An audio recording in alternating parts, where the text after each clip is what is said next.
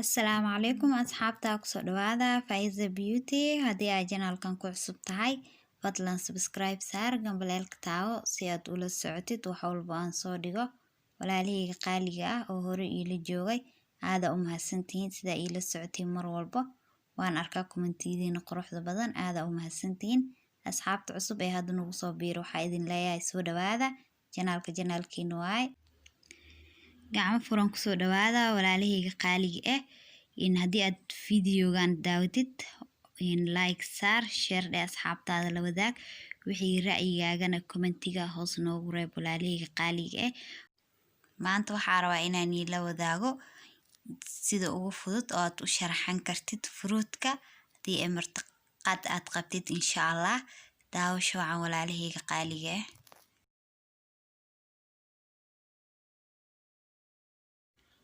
fruitkeeni maanta 3 shay aan isticmaalaynaa walaalahayga qaaliga ah liinta oranjiga iyo kiwi iyo canab waay insha allah liinta horta hore waa soo dhaqnay kulli liinteeni hadda jarjaroonaa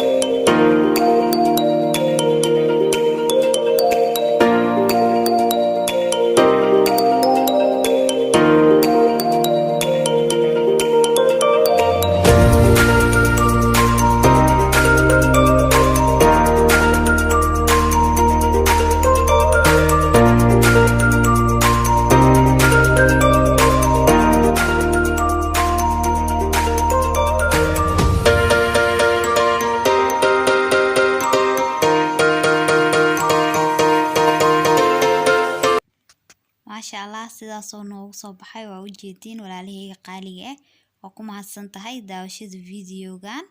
waa inoo videogan iyo videoga xiga insha Allah